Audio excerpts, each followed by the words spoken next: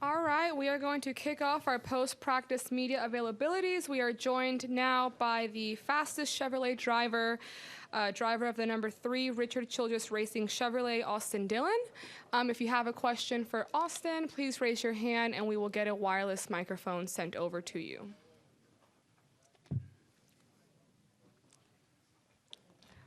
Austin, why don't you take us through your practice session? Oh, we have one back there. Okay. Jonathan Howard, On 3 Sports. Austin, you were the fastest Chevy, but you were down there at P15. With how much success that Ford and Toyota with these new bodies have had, is there any concern in the Chevy camp that maybe you're not up to speed with them? I don't know. I mean, we looked pretty good qualifying. You know, it's hard to tell when you have small packs out there. You know, the RCR cars and the HMS cars made a run together, but you throw in the track house guys, maybe we start running those type of lap times that the other manufacturers are running. They were just in bigger groups. So I think more is better. At least it was right there, it seemed like. We were kind of working on our car. We had quite a bit of damage from the other night, and but it seemed to turn a pretty decent lap. Wasn't very good getting pushed, so we made an adjustment. It seemed like that was a positive there at the end. Kyle was able to push me around the track and feel better, because last year that was something that was kind of our Achilles heel. We couldn't be pushed, and that looked better right there. So pretty happy with it. If we can make that a little better, we'll go into Sunday and have a little fun. One follow-up. I noticed that it looked like you all had a backup on a flatbed out there in the garages. Were you ready to go to a backup if the repairs on your main car hadn't worked? I'm assuming that was because the 8 went to a backup, and we probably only carry one backup car in the 2 haulers, so they probably brought one down last night, and that was, in case something happened in practice. Do we have any other questions for Austin? We'll go up here to Dustin Long and then to Bruce.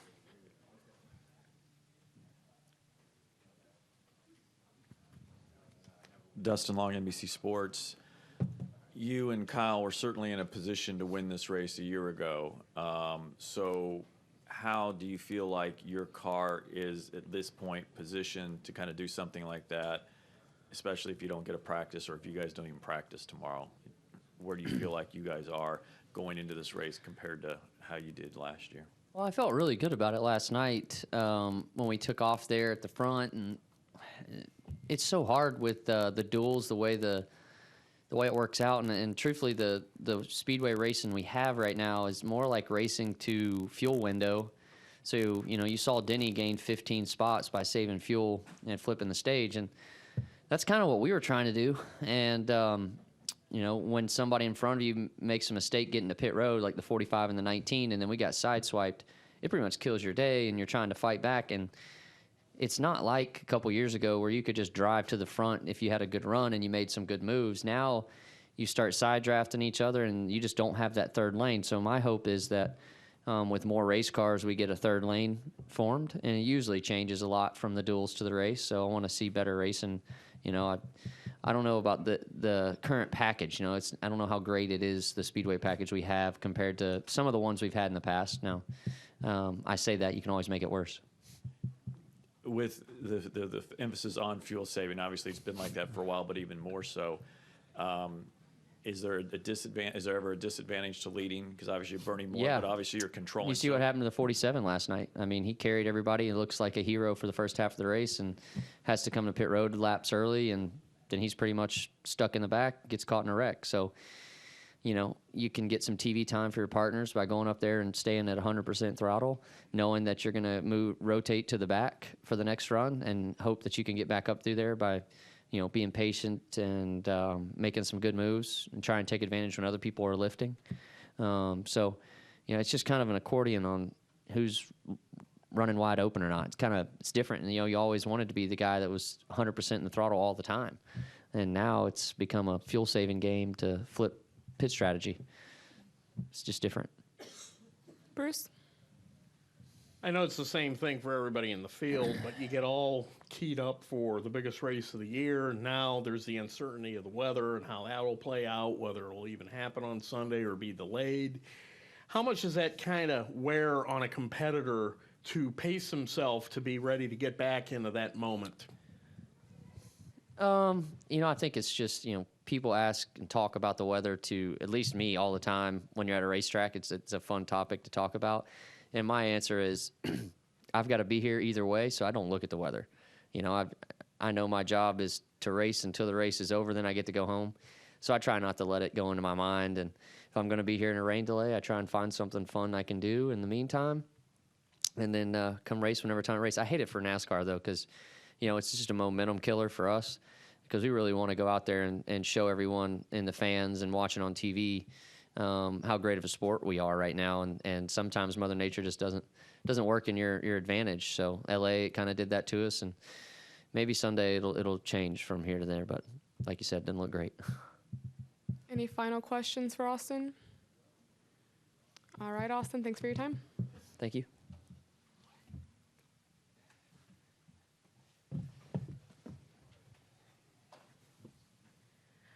All right, we are now joined by our fastest Ford driver of the number 34 Front Row Motorsports Ford, Michael McDowell.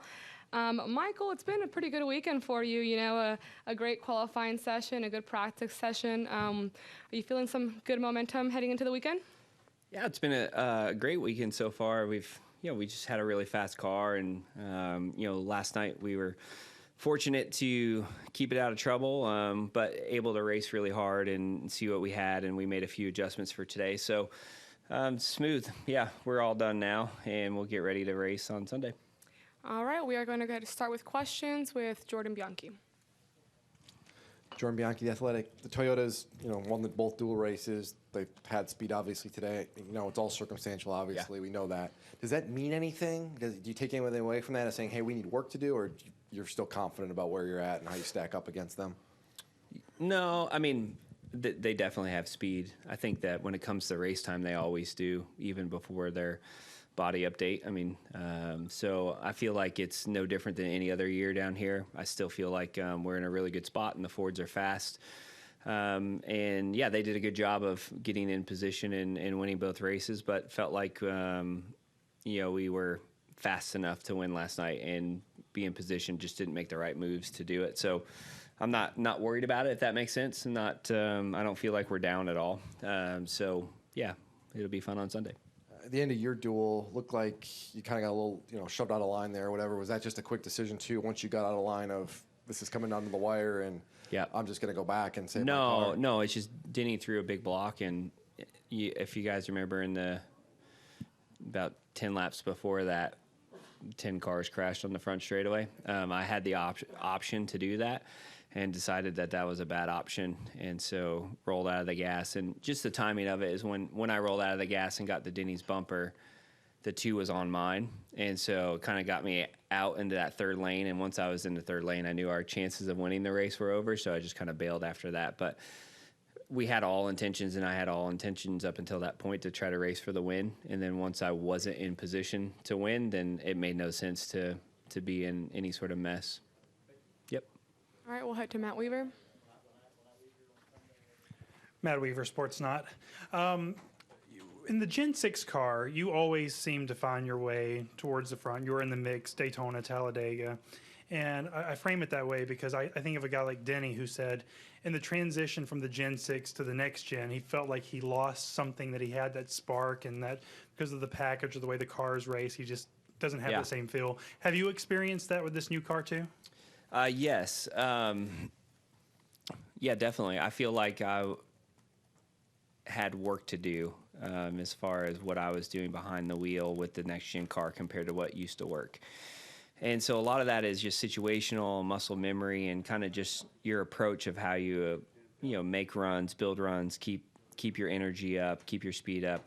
And I think it's different now in this next gen car. And I always love hearing these answers because I watch them because I want to hear what other drivers say. But if I was guessing, much like myself, Denny probably just went and studied the guys that were doing it well and figured out how he needed to adjust it, and now he'll be back to where he was. And I feel like that's the same for me, is I just had to make some adjustments on how I was approaching things and what I was doing to change the style, because the car drives differently and the runs come differently, and that third lane doesn't build like it used to. And keeping the cars behind you and keeping them attached and having more than one. There's a lot of things that go into it that didn't play in as much as it used to or did in the Gen 6 car. So I think it's just becoming a student and trying to figure out what this car needs and things you could have done better in the past. And then with the Tier 1 Ford and Penske partnership, I'm curious, when you were going through your kind of free agency process or looking at your options, did you have an idea that this sort of commitment from the manufacturer or the team was kind of on the table, and was that kind of shaped by what you ultimately decided to do as well? That's a loaded question. The timing of it, there was conversations that had started, but they were early on. So I couldn't honestly tell you that it had any effect on it. And really, ultimately, the decision wasn't in my hands. It was in Front Row's hands. And like I told you guys before, that's where I want to be. I want to turn this into a championship-winning team and want to be the guy that helps steer the ship to do that. And so these things that have come together over these last few months are moving us in that direction to be able to do that and to sustain us for a long time to come. So yeah, things are really good right now. I'm happy. I'm happy where I'm at. Obviously, Daytona isn't an indication of your entire season, but it is a good indication of where we were last year and where we start this year. And I think that we'll be able to put ourselves in position to win multiple races and get into the playoffs. So that's what we want to do. And there's going to be a little bit of learning and growing process here over the next few weeks. But I think overall, once we get into the meat of the season, we're going to be in a much better spot than we were last year. Yep. All right, we're going to head over here and then to Zach Albert and then Dustin Long. Hey, Michael, Chris Gollin with WNDB over here to your right. Hey, thanks. Sorry. Yeah. So last night, your front row teammate Kaz Grala raced his way into the Daytona 500, and I'm curious. Now that there's going to be 3 front row cars in the race as opposed to just 2, does that change the plan? Were you making any considerations for the event that you were only going to have 2? So it's always better to have more. And so Kaz making the race is really big for the company. And for us, the goal is to have us all together to make that work. But as you guys have seen, it doesn't always work that way, right? Obviously, with us starting on the front row, I'm not going to drop back to pick Kaz up early on. So he's got his work cut out for him to get up there.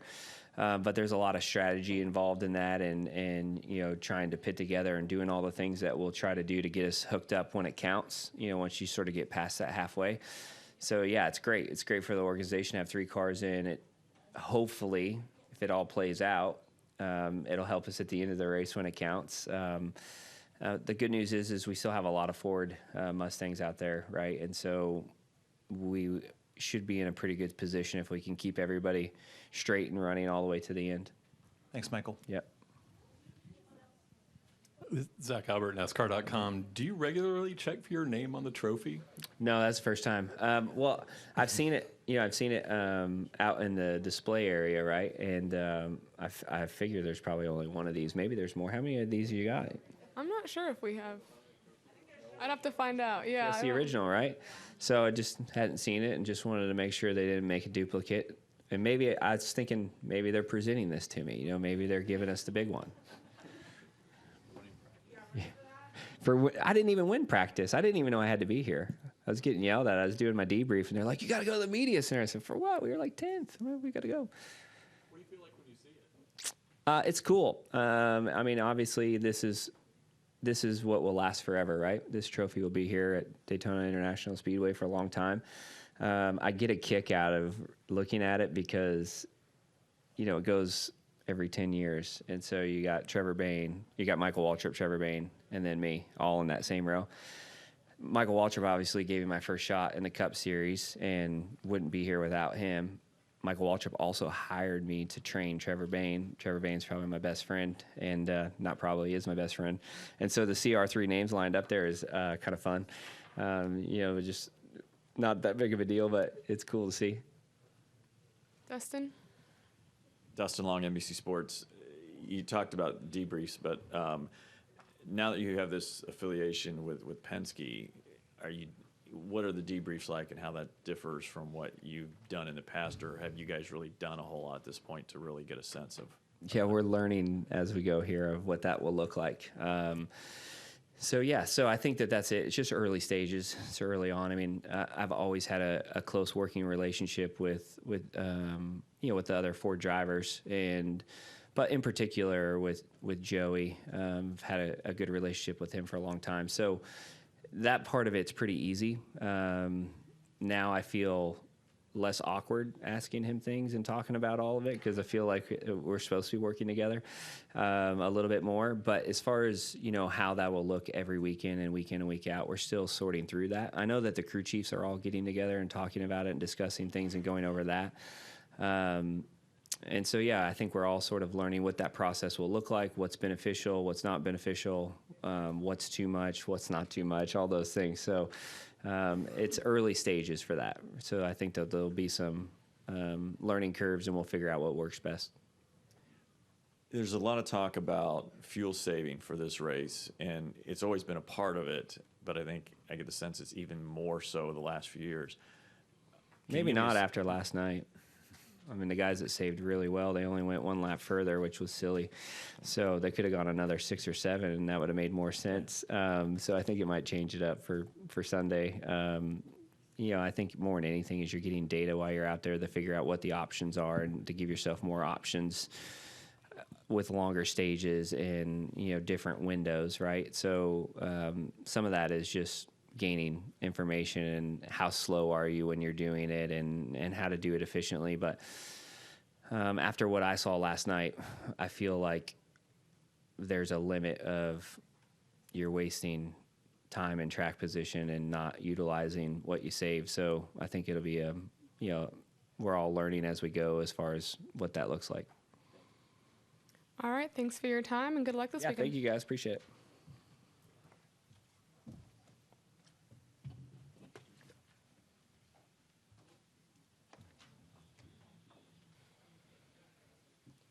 All right, we are now joined by our fastest Toyota driver of the number 11 Joe Gibbs Racing Toyota, Denny Hamlin.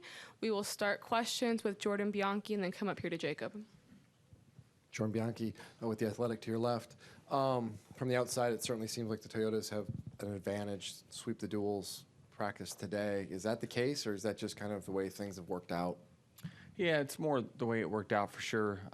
We had a big tow from another manufacturer pack of cars, and that really plays in a big factor into what kind of lap times you run and whatnot.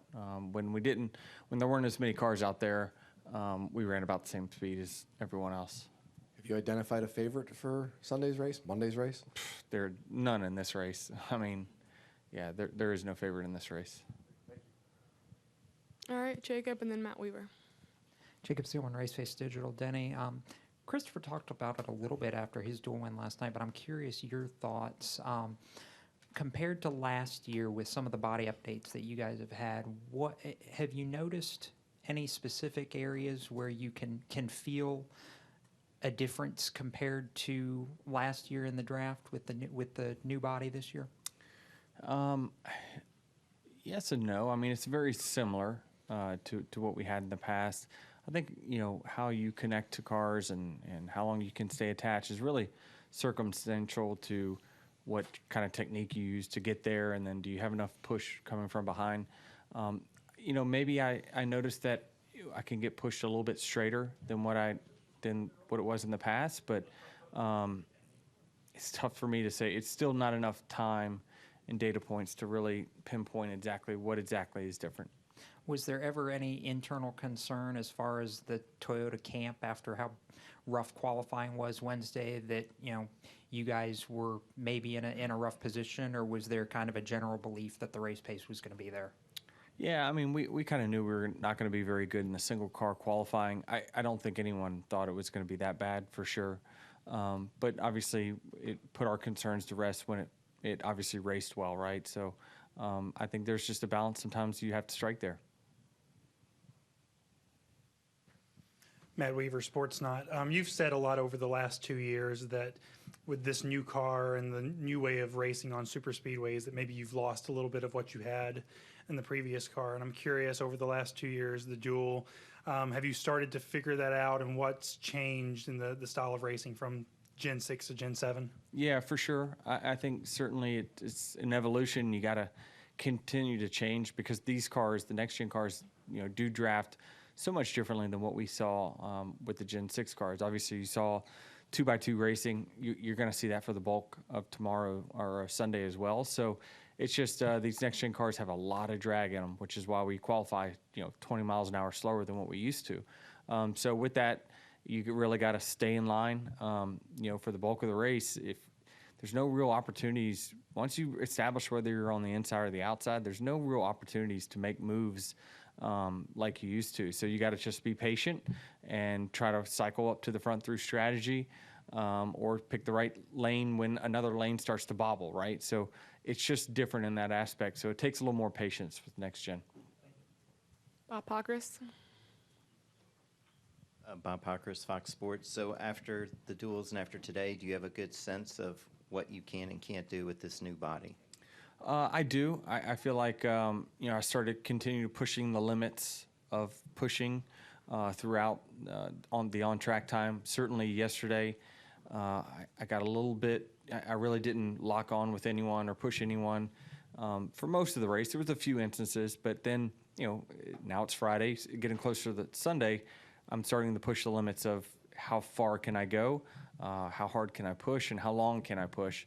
I feel pretty good about my understanding of that now. And I mean, you threw a block there on McDowell there late that I would guess probably went. Yeah, it was late for sure. Yeah, so like, how do you judge? Okay, this worked in the duel, but I know on Sunday it might end differently. Yeah, 100%. I think it's a little different situation because I know McDowell has to protect his car, so you can kind of put those guys in a little different spot because they are in protection mode. But certainly, going back and watching it, I didn't realize the run was as big as it was, and it was certainly a very, very late block from my end. So you watch it, you learn, and you try to figure out how you can do it better. All right, right up here. John Newby, NBC Sports. So you said, with super speedway racing being more of a strategy game at this point, is that, I guess, frustrating as a driver? Do you have to kind of find not joy in a different sense? Have to find a way to enjoy that strategy part? Yeah, I mean, you have to embrace it for sure. I think that strategy has become such a big deal on the super speedways because we're running so much slower than what we were before. Although the speeds may show fast today in practice, a lot of that is because how tight we're able to be with each other. If the cars had less drag, they would run faster by themselves and probably, arguably, not run as fast in a pack. So you do have to, you have to suck it up and embrace that this is more strategy racing than it is craft racing. Now, it's craft down towards the end. It certainly, when the pack starts going crazy and the air starts getting disturbed, you got to figure out the right lane to be in. But for the 95% of the race, it is all strategy, and people are just trying to spend the least amount of time on pit road as they can, save fuel, and not get out of line because the detriment and the drag of the car will take you to last. Any final questions? We'll go back up to Dustin.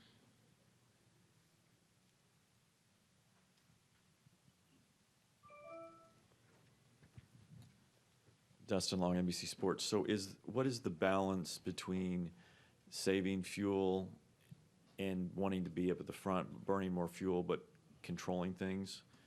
How's that formula changed? Yeah, I think that you're not going to, if you save fuel, you're not going to go backwards because no one's able to pull out and pass because they will get, you try to start a third line, it's going to be really impossible. So what it allows you to do is just run 10th and just sit there and just run half throttle and save fuel because you have no ambitions of going forward because you're not going to go forward unless you're pushing your line. to try to get your entire line free, which that doesn't happen. It's a yo-yo effect. You've seen constantly.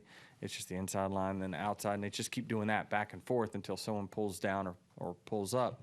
So you know you're not going anywhere, so you just slow down by running half throttle. So where in the old car, if you did that, you could, whoever's behind you is just going to go and pull out past you and pull back in line because the car's had less drag. So I think this is the whole new ball game of field strategy and all that. This is a next gen thing. It's not, the teams have just gotten smarter over time. We're racing what we've got. I mean, this weekend's race may be incredible, but with that type of strategy and what you're talking about for, in essence, the sports kick off the biggest race, does it make sense that maybe the sport looks at creating something like that old rules policy where you can get out a little bit more to prevent the notion of, I don't want to say running because I know you guys are going 180, 190 miles per hour, you're still working, but the notion of just running in place and saving fuel in what's supposed to be the biggest race of the year. Mm-hmm. Yeah, I mean, listen, this type of racing, this is Mike Ford's dream in his statistical world, because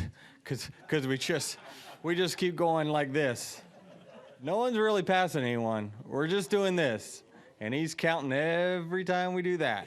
So I don't know if he's in the room, but they say you're upstairs, Mike. I love you, buddy. Yeah. Don't be surprised if you see a world record amount of passes in the Daytona 500 tomorrow. All right. Thanks for the time, Denny. All right. Y'all had enough of me.